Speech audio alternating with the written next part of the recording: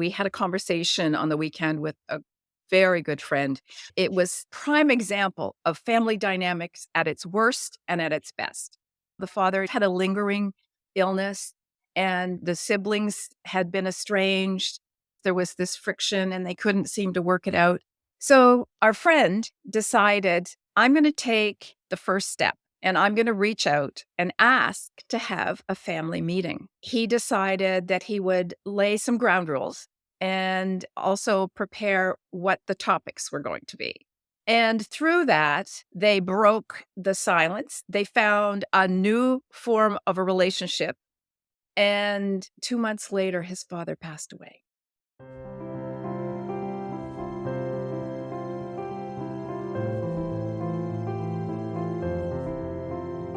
Welcome back to The Real Retirement Show. My name is Yasmin, here with my co-host, Kathleen.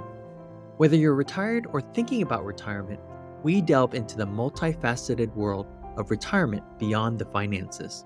This isn't your typical retirement discussion. It's a vibrant journey into what retirement truly means in today's world. We bring you real stories from real retirees and experts discussing real challenges, surprises, joys, heartaches, and the myriad of emotions that come with retirement. From addressing family dynamics to mental and physical health to finding purpose, we tackle the issues that truly matter to retirees and those thinking about retirement.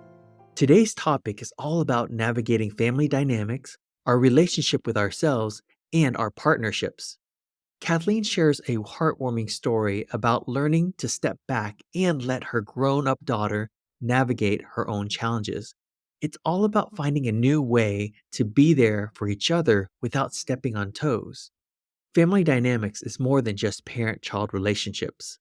We'll dive into how we see ourselves and connect with our significant others. We'll share stories and tips on how to keep family ties strong by listening, sharing, and respecting each other's space. So grab a comfy seat and let's explore together how to make family life smoother and filled with more smiles. Let's join our conversation. If we talk about family dynamics, sometimes we have the impression it's our kids. At least I did. Because again, I don't have any siblings. So when I talk about that, I think about, okay, how am I responding? How am I reacting to my children? And I had a call yesterday from my middle daughter, and it was the most bizarre call ever. Yeah? How so? Well, she asked advice about my ex. And I thought, this is your relationship with your dad. And I totally appreciate that she was asking me to give her advice on his behavior. I thought, my gosh, we've been divorced for 40 years. I don't have a clue on what his behavior's like. But what it told me is that everyone needs a touchstone. Everyone needs someone to reach out with, someone that we can bounce ideas off or just vent, and someone who might understand us. Yeah. Has your daughter reached out to you before in this capacity? No, What's different? What's changed? what's changed? That's a really good question. What's changed? Okay, I'll tell you what's changed. I've taken a step back. Because as parents, we have a tendency, and again, this goes into the family dynamics that I wanted to discuss on a podcast to begin with, is that we have roles through each stage of our life. And it's really difficult to break out of that role. And even though your children, I mean, she's in her mid 40s. So even though our children's age and become adults and they have their own life, we somehow as parents get caught in our old role. And so I've always been a problem solver. You know, I did it in my businesses. I've done it with my friends. You have a problem. Okay, let's strategize. I can figure this out and get you through it. And so I realized my role was no longer to solve her problems. My role was just to be there to support her if she needed any guidance, but not to jump in and offer it before it was asked. So I think that's the difference. And one of the things that came to mind, and it happened last year when she came to visit with her little boy, with my grandson. We parent completely different. And that's when I realized, okay, I have to step back.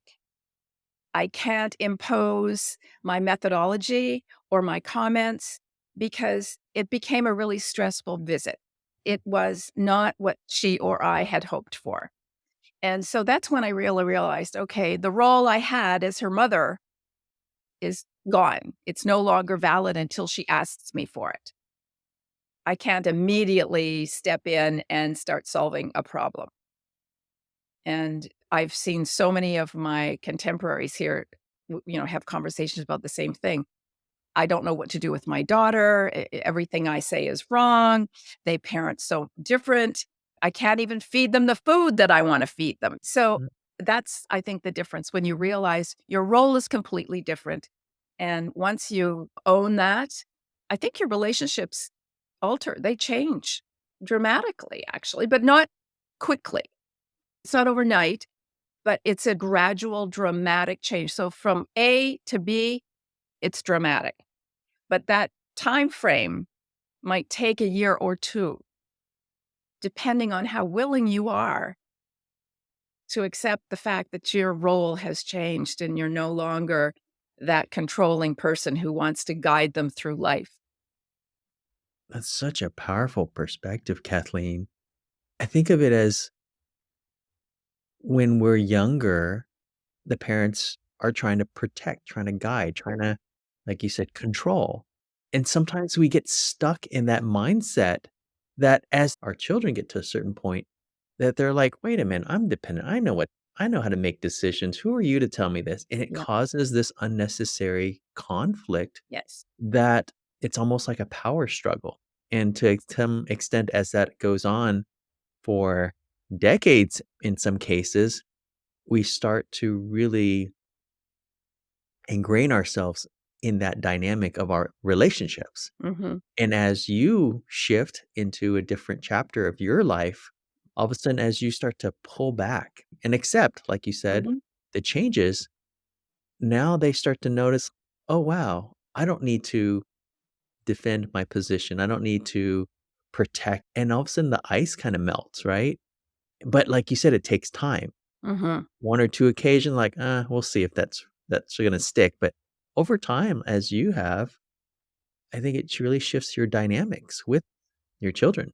It's true. Yes, but I really think that every relationship has a life expectancy. So the Mhm. relationship that I had as a mother parenting a young child, that relationship is over. Mm. Now it's a new relationship, and it will have a life expectancy if you allow it to grow and develop the way it's intended. And I think oftentimes we try to force things. Sometimes it's friendships. I see things within siblings. I mean, I have 4 children. They all don't get along.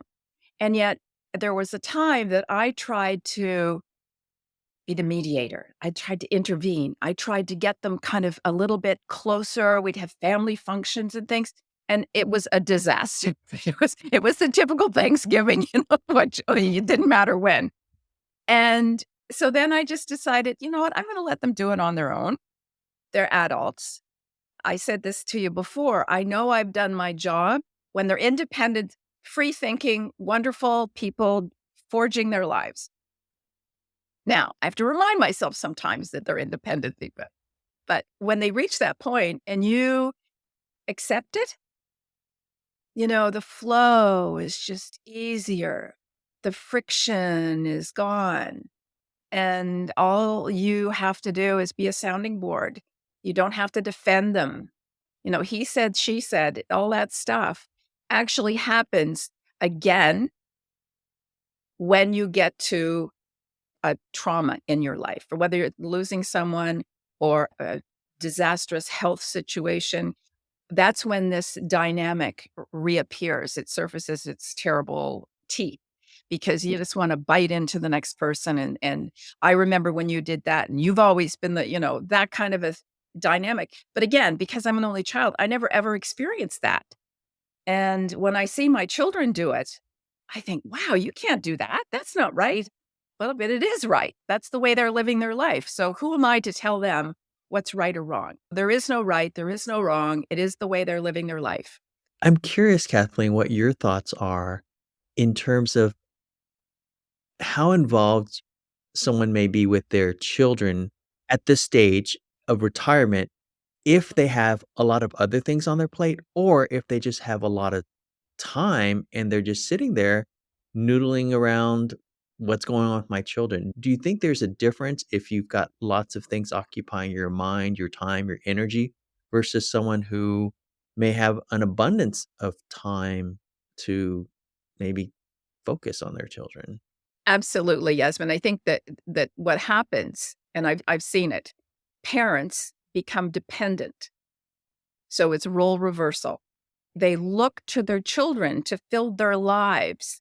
And maybe the kids did throughout the hockey and the soccer and the baseball and the dance lessons, and that was the way they filled their life. But as your family develops and grows and changes, sometimes parents get stuck.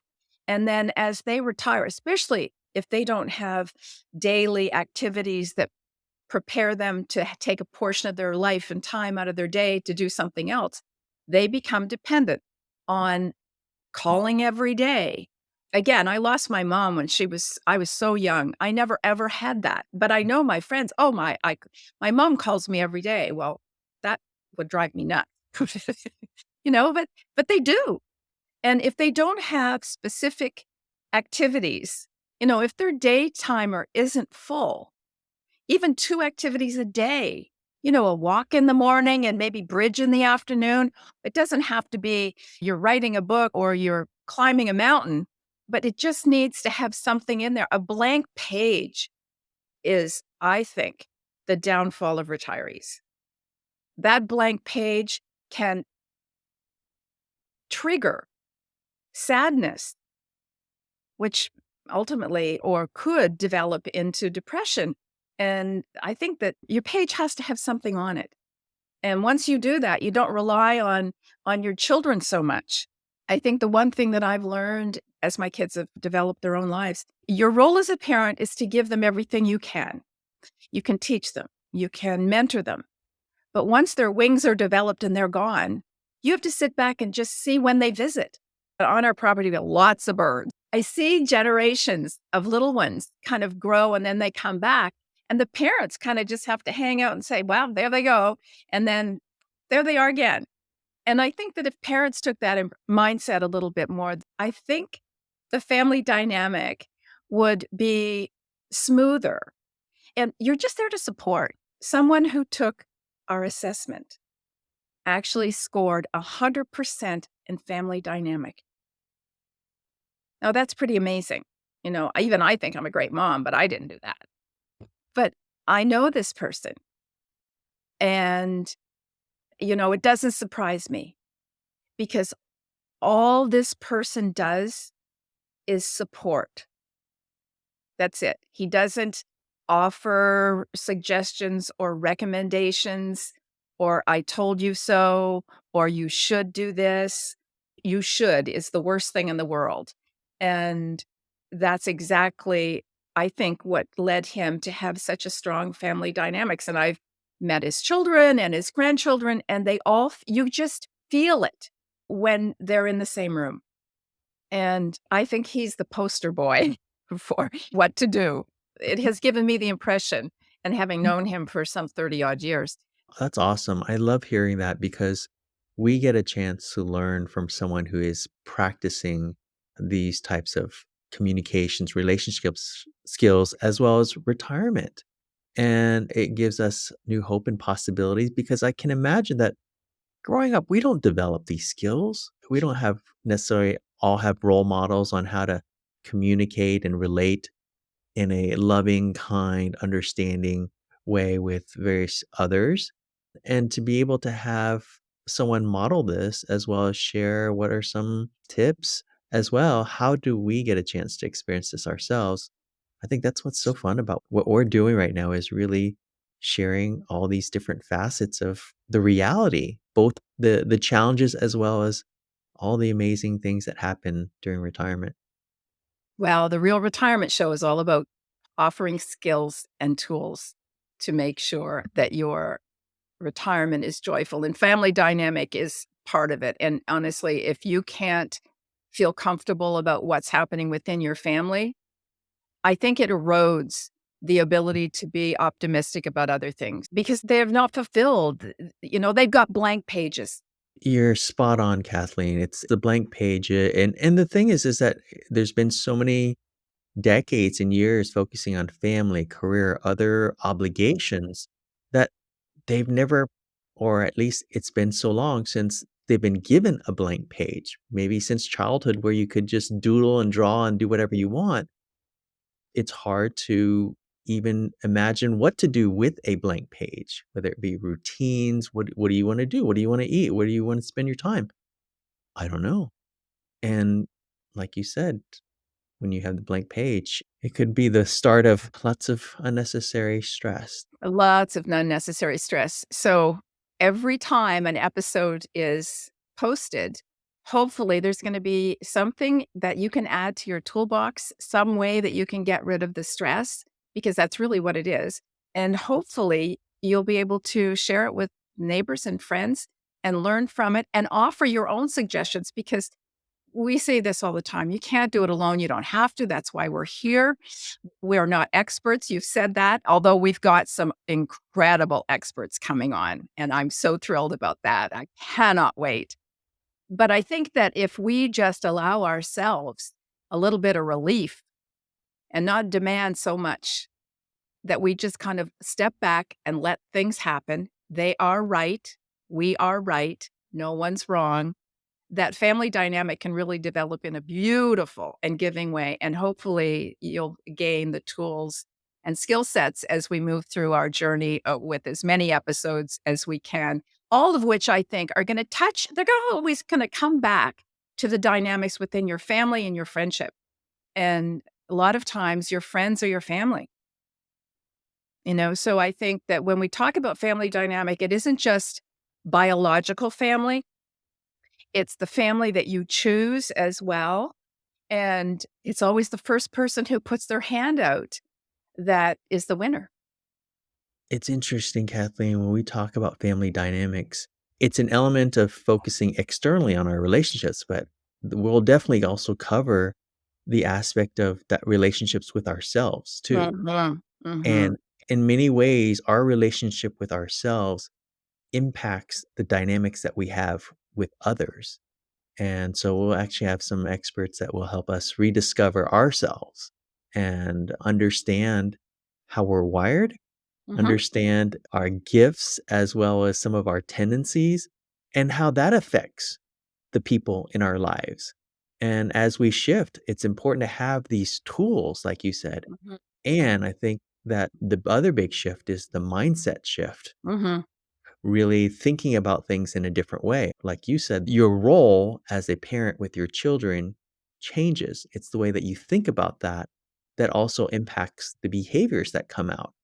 And so there's layers and layers of richness that we get a chance to explore. Yasmin, I think that's why this topic has been absolutely perfect to prep people for what they're going to receive over the next year or two or however long. We've got lots and lots of episodes, over 170 episodes that we're going to be dealing with. And because of that, it's all about mindset. You have to prepare yourself to be open and have the opportunity to really hear it. And then you get to decide, when I process this, does it work for me? Or does it? And we don't expect that everything is going to work for everybody or everything is what everyone needs. We get that. But what we want to do is offer as much information from as many experts and storytellers and people who are actually really in the mix of it all. We'll have everything cataloged. So we will give you an opportunity to go back and forth and revisit some of the things that you think, you know what, I heard that last month. Maybe that's what I need to go and listen to again. That variety of not only information, but perspectives, I think can be very enriching because we may talk about a specific topic, but we can look at it through the lens of, let's say, someone who is a specialist in caregiving, or perhaps a specialist in what's called nonviolent communications, or perhaps a relationship coach. each one brings a slightly different perspective where at one point in time you might not resonate, but then when someone says it a different way or looks at it through just a slightly different angle, it clicks. And our hope is that something clicks, at least for you or someone you know, and that this is something that is a meaningful experience that you can take with you. You know, that lens that you're talking about is really important to remember. I'm gonna just tell you a really brief little story. We had a conversation on the weekend with a very good friend who just lost his father. And it was prime example of family dynamics at its worst and at its best. So, of course, the father had a lingering illness, and the siblings had been estranged, and that resulted in kind of an estrangement between one of the siblings and the parent because there was this friction and they couldn't seem to work it out. So, our friend decided, I'm going to take the first step and I'm going to reach out and ask to have a family meeting. And it was brilliant because without any help, he decided that he would lay some ground rules and also prepare what the topics were going to be. And through that, they broke the silence. They found a new form of a relationship. And 2 months later, his father passed away. But he said, if I hadn't done it, I would not have had that time with my father because they healed the wounds enough so that they could revel in the time they had. And then at the end of losing his dad, a month later, he became very ill. And I thought, wow, this poor guy, he's got no luck at all. I mean, this is terrible. The crisis that he's been going through. And then they got COVID, and it was just like layer upon layer upon layer of stress and anxiety. And he came out the other end really positive because of the way he had handled it. And he felt really, really good that he'd taken the initiative to kind of mend that wound enough to have a relationship with his father that he would not have had. And I think that that's really important to realize. People say, live in the present, live in the present. And I get that. I mean, I think you should absolutely appreciate what you have and be grateful for every day that we're here. And right now it's snowing out here. I'm in Ontario. And you know what? I'm not crazy about the winter, but it's really beautiful when you see the great big flakes coming down. So I'm grateful that it's going to last 2 days. I'm grateful for that. But I think that it's important to make sure that you think about your future. If this fellow hadn't thought about what's the future going to be like if I don't mend this rift between our family. And so because he had thought enough ahead that he was able to take action. What an inspiring story to hear about the time that he made with his father. That's really powerful. Kathleen, when we talk about family dynamics, it's such a broad topic. We touched on the dynamics with our children, right? Mm. We talked on the dynamics with our aging parents as well. And there's also the dynamics between your partner, your spouse. That certainly gets impacted and changes during this chapter, especially when perhaps you might not have had as much time throughout your career together. All of a sudden, you're in each other's space and face for an extraordinary amount of time. And I'm curious, what has your experience been with relationship or with people that you've talked about their spouse or their partners? Well, it's on both sides. It's on each end of the spectrum. There are people who absolutely, and we've heard them. In fact, there was one in our very first focus group that said, I can't stand the fact that blah, blah, blah, blah, blah, blah, blah. But here's the thing Robert said first thing this morning. I was thinking the other day, how long does it take from the time we wake up? How long does it take until one of us is laughing? And he boiled it down to 2 minutes. And it was interesting because it was actually about 10 seconds this morning. And it's true. I think that if you can laugh and have a great relationship, then there will be a wonderful opportunity for you to spend time together. But I also think that you still need to have your own personal space. You need to have that time to breathe. You need to have that time to bring some new interest and activity into the relationship to freshen it. We've got a whole chapter that we're going to be dealing with about how bringing the spark back into that. And I think that that relationship is definitely part of family dynamic. And the pressure sometimes that I see our friends with, that they have to do thing and one person takes over and they're kind of like the tour guide of their life. And that other person feels really diminished in the process because all of a sudden they seem to have no control over what they're doing in life. So I think that in my experience, finding joy in everything that you do, even the little goofy things, I think really brings a spark.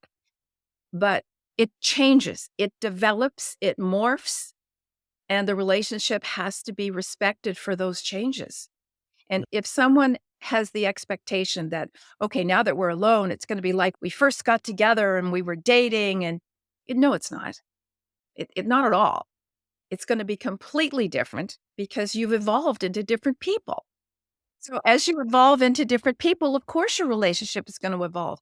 I believe, and I'm certainly no expert, but I honestly believe that if two people can't find commonality,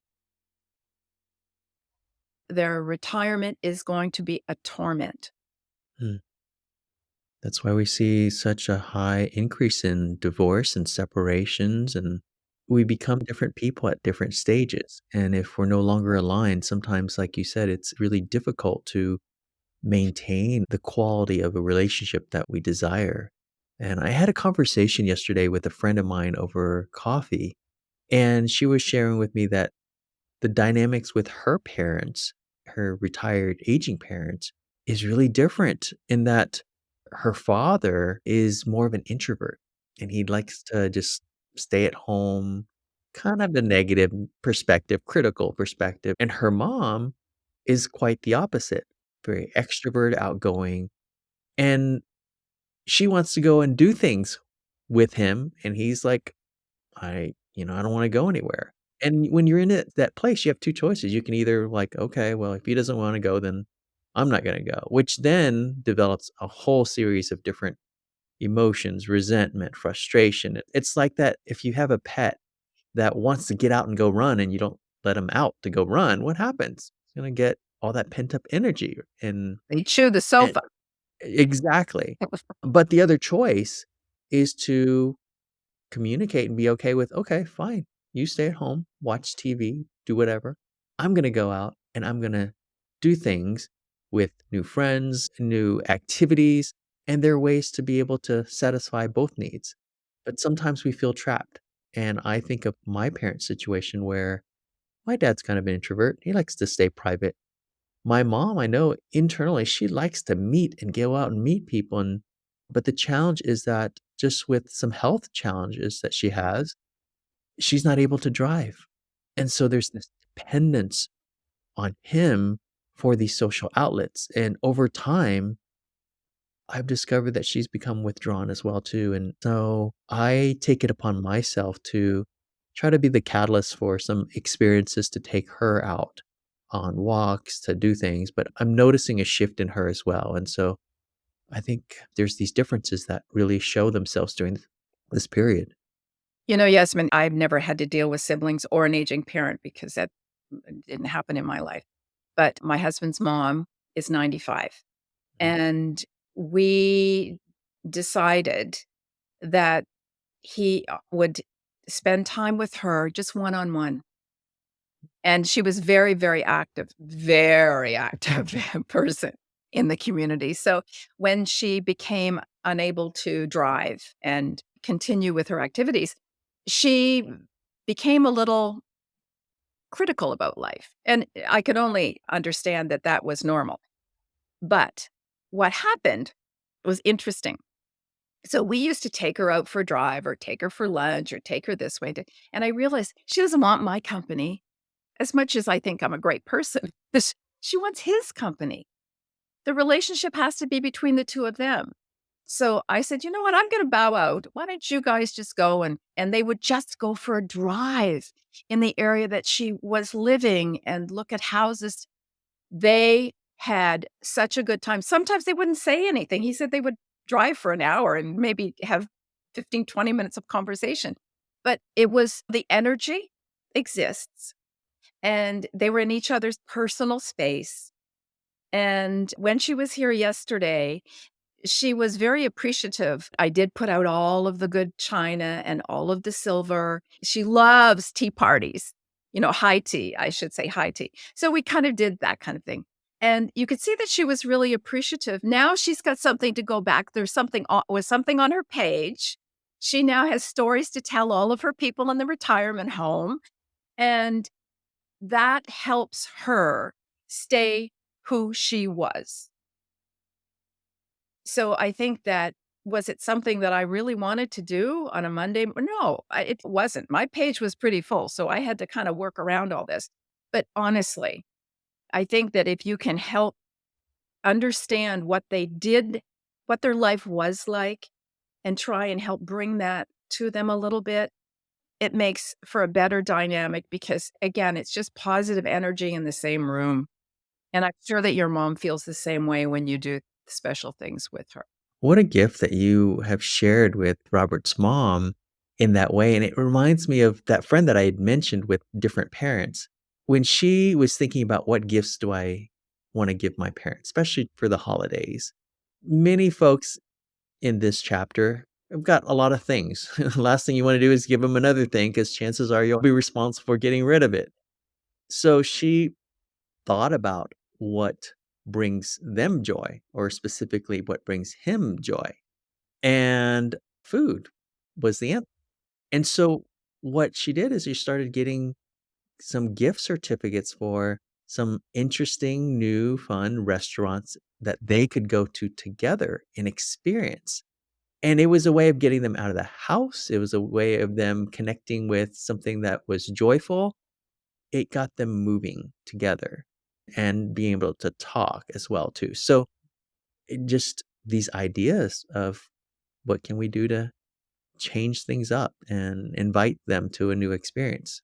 When my kids were growing up, I gave them life experiences. Whatever they needed, they got. But at Christmas or at their birthdays, I would give them a life experience. And it might be a theater, it might be, well, one time I sent them to Mexico and my friends thought I was crazy, but they were older at that point in time and it was all safe and wonderful. But anyway, the thing is, we still do it. We still give them life experiences. And sometimes you might remember that I visited my daughter and her husband in Mexico this year. And so I said, "For Christmas, I'm giving you a visit. I'm gonna come and I'm gonna come and visit you. That's your Christmas gift." And it was the best vacation. It was the best time, the best we've ever had together. Instead of buying things for them, I bought a ticket for me. So that's the way it worked. But, as a result of that, they are doing the same thing. They said, "What we're gonna do is we're gonna plan a family visit, and we're all having Christmas in August at our house here." So they're flying their kids in from Calgary, and this is their life experience. So I think it's wonderful. I think this is our legacy. Speaking of visiting, Kathleen, I'm curious what your thoughts are on retirees that have a lot of time and maybe they're wanting to visit their kids all the time or wanting their kids or their grandkids to visit all the time. And what are the boundaries and what are the expectations that need to be set in order to have a good relationship as time becomes more available and perhaps the kids may think, "Oh, well, we'll just drop the grandkids at grandma or grandpa's. They got plenty of time." What are your experiences and thoughts on that? It really boils down to expectations and communication. We've met a couple who didn't wanna live closer to their children because they were afraid they would become the instant caregivers to their grandchildren, and yet mine are so far away that I don't see them, some of them more than maybe once every year or 2, but you know what? The beautiful thing is we can still have relationships via Zoom, and sometimes 15 or 20 minutes is all it takes because the attention spans are pretty short sometimes anyway. And Um, we can mute people too. we can. Don't you dare mute me. But I think that in my experience, that has been the case that we have a good friend of mine who has been retired now for 15 years. She retired so early from teaching. And she said, I will be caregivers to my grandchildren on my time. And she told her kids that. And she stayed true to that. And she has a wonderful relationship. And again, it was expectation and communication. So that's what I have discovered that works best for most, well, it works best for everybody. If everybody's on the same page. I love this conversation, Kathleen, because family dynamics is such a big component of this retirement journey. And there's so many different facets of it. And I love that we're just touching on different threads of this conversation and that we've got some experts lined up and that we've got some retirement roundtables where we'll be inviting people to come together and share different experiences, share some insights, share some frustrations that perhaps others can support. And so I feel this is really fulfilling and joyful to be able to explore this together. And this is just one of at least almost a dozen other big topics that we get a chance to dive into. I just want to remind people, I think it's important for them to check out our sandbox and the events tab in that sandbox because our sandbox is our resource center where you can find all the information that we're talking about, where you can get links to our podcast, you can find articles, but there's an event tab. And that will have our workshops, it'll have our roundtables, our discussions, and it's simple to join. And we want you to get engaged with us. We want you to tell us, what are you interested in? What do you want to talk about? What's really worrying you? What's your story? And we invite you to join on this journey. We want to help you with yours and make it rich and joyful. Absolutely. And I'll drop the link in the show notes. It's Mhm. retirementsandbox.com. And we invite you to be a part of this journey together because you shouldn't have to do this by yourself. And retirement doesn't come with a roadmap with specific steps and instructions that you assemble the piece of furniture or anything like that. But the thing is that we're here. We know a lot of people. We're curious. There's a lot of others, and we want to learn. We want to invite you to be a part of this learning experience and then applying it in your lives. And share it with your friends. You Mhm. don't know what you don't know about what your friends are going through or family members. Share it with your kids, for heaven's sakes, because there's going to be episodes that will help them understand you. Yeah, I certainly didn't know what I didn't know, and wow, within a short span of a year, holy cow, I feel like only scratched the tip of the iceberg here, and we're looking forward to learning more. Yasmin, when you said that it's kind of like assembling a toy, the first thing that came to mind, I had a son who loved Lego. It's like Lego. There's all kinds of parts, and it's up to you as to how you put them all together. That's what this is all about.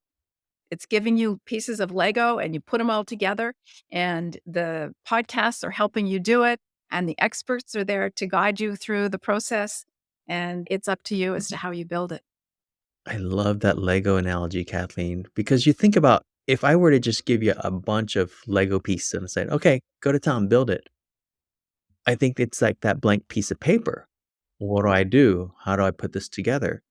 But what's brilliant about what Lego did is not only did they show you on the box what you could build and give you instructions as well, they also tapped into all of these different experiences that we've had in our society through different brands, whether it be Marvel, Star Wars, whatever, and reignite that connection that we had and applied these blocks to that. And so, in many ways, as we are showcasing possibilities of how you could relate with your children, your partner, what you could do to explore in your life, all these new possibilities through people who are living a joyful retirement.